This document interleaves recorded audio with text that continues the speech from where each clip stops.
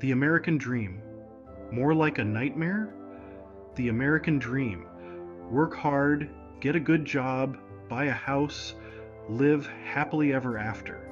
Sounds simple, right? Except somewhere along the way, that dream took a detour straight into a ditch. The US economy is stuck. Inflation is biting at our wallets. And the job market?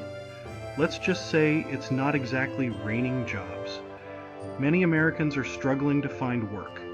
They're sending out resumes, going on interviews, basically bending over backward. But for what? Crickets. Or worse, a generic rejection email that stings like salt in a wound. What gives? Are we suddenly a nation of unqualified layabouts? Unlikely. The truth is far more frustrating. Companies have become ridiculously picky about who they hire. They want the perfect candidate with years of experience, a dozen degrees, and the ability to speak fluent Mandarin while juggling chainsaws, all while being paid minimum wage, of course. This isn't just an inconvenience, it's an economic crisis in the making. We need to call it out for what it is: corporate greed disguised as high standards. It's time to stop blaming the unemployed and start demanding better from the companies that refuse to hire.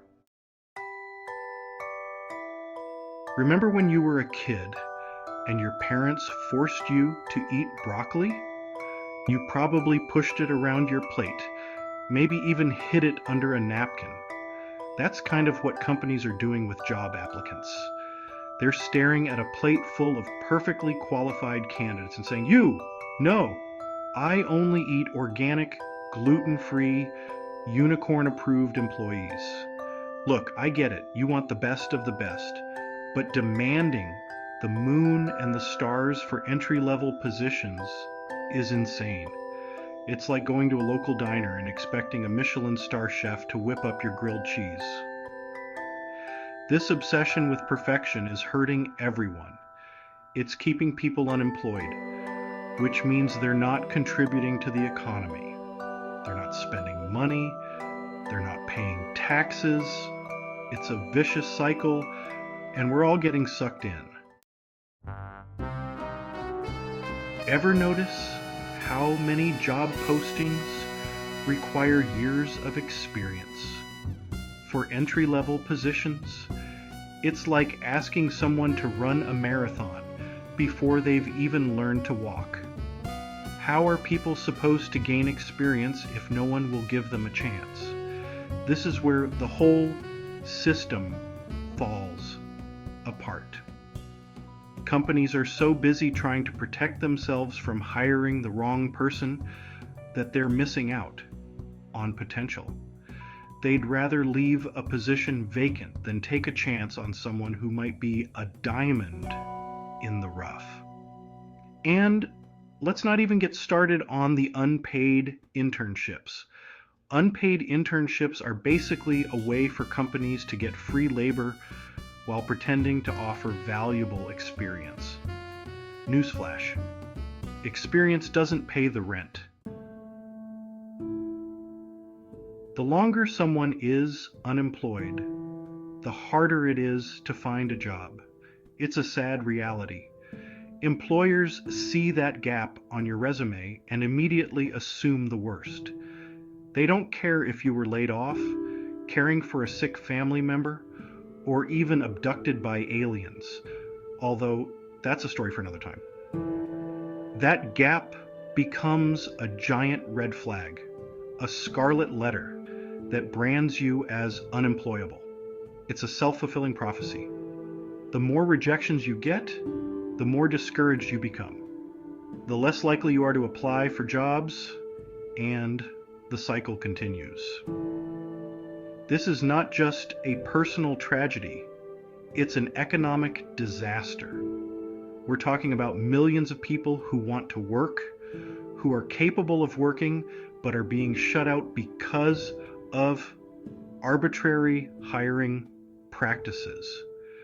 It's time to stop punishing people for being unemployed and start creating opportunities for them to get back on their feet.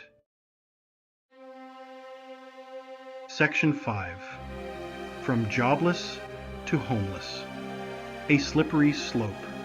Let's talk about the elephant in the room, homelessness. The sad truth is that for many Americans, losing a job can be the first step on a slippery slope toward homelessness. When you're living paycheck to paycheck, any disruption to your income can be devastating. Imagine this. You lose your job. You burn through your savings. You can't pay your rent. Suddenly you're facing eviction. Where do you go? What do you do? For many, the answer is the streets. This isn't just a problem for big cities. It's happening in suburbs and rural communities across the country. And it's not just individuals. It's families with children, veterans, people from all walks of life who have fallen on hard times. Section 6. When despair drives to addiction. Unemployment doesn't just affect your bank account. It takes a toll on your mental health. The stress, the anxiety, the feeling of worthlessness, it's enough to drive anyone to the brink. And for some, the way they cope with that pain is through substance abuse. Alcohol, drugs, whatever numbs the pain, even if it's just for a little while.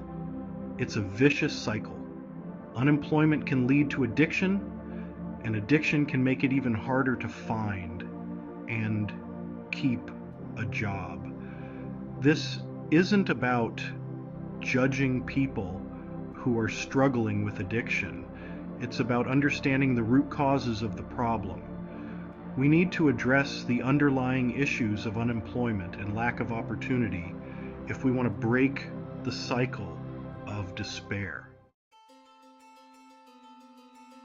Section 7. America. Land of opportunity or land of obstacles. We like to think of America as the land of opportunity, a place where anyone can achieve their dreams if they just work hard enough.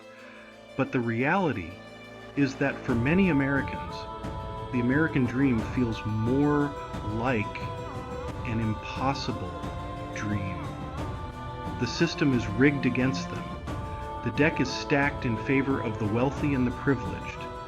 The rest of us are left to fight over the scraps, competing for low-paying, dead-end jobs that barely allow us to keep our heads above water. This isn't just unfair, it's unsustainable.